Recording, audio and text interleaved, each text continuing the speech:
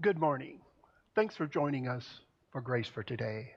I'm Pastor Don, pastor of admin and seniors here at Fairview. Several years ago, we were trying to convince my mom to go on an airplane. We shared the relative safety of flying, the ease, at least back then, of flying, etc. Finally, after several minutes of back and forth, I said, Mom, when it's your time to go, it's your time to go. There's no need to be afraid. Without missing a beat, she looked at me and said, I'm not worried about whether or not it's my time to go. I'm worried about whether or not it's the pilot's time to go. We may smile at her reasoning, but it does bring to mind Psalm 31:15, which reads, My times are in thy hands. Deliver me from the hands of mine enemies and from them that persecute me. In the Hebrew it says, in your hands, that's God's hands, are my times. The Net Bible translates it, you determine my destiny. One of my favorite Old Testament stories is that of Hagar in Genesis 16. She is basically a pawn in the hands of Abram and Sarai. They decide to run ahead of God and seek to fulfill his promise of a son in their time and their way, instead of trusting God to fulfill his promise in his time and his way. Sound familiar?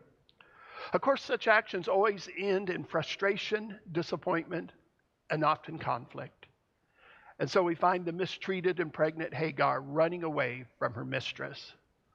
But while in flight, she meets the angel of the Lord, a pre-incarnate visitation of Jesus, who asks her two simple questions. Where have you come from, and where are you going?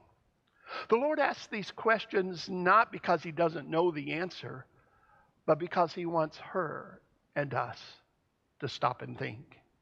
As only the Lord of heaven can do, he goes on to promise her that her pregnancy will not fail.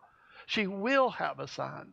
Her son will live to have many sons, and she will have many grandchildren and great-grandchildren. As her eyes are open to the truth of who he is that has just made this promise, she makes a life-changing response. Then she called the name of the Lord who spoke to her. You are the God who sees. For she said, have I also here seen him who sees me?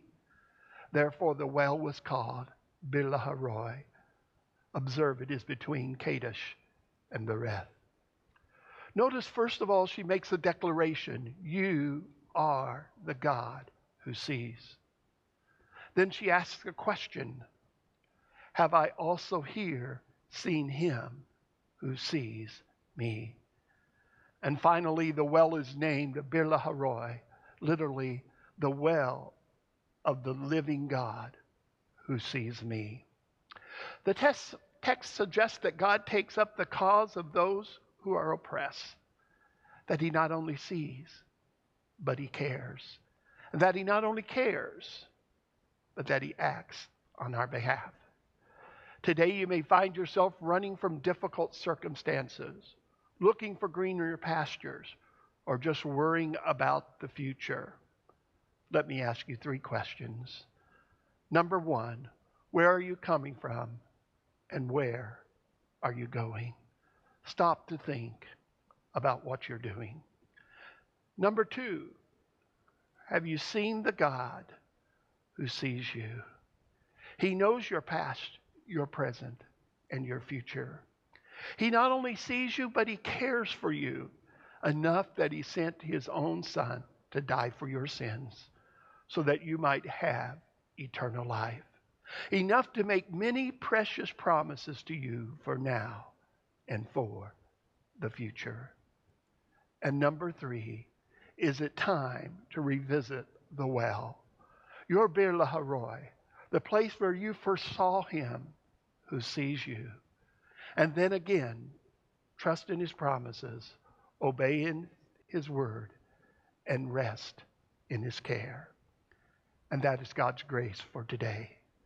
Thanks for joining us, and please do so again. Grace and peace to you and yours.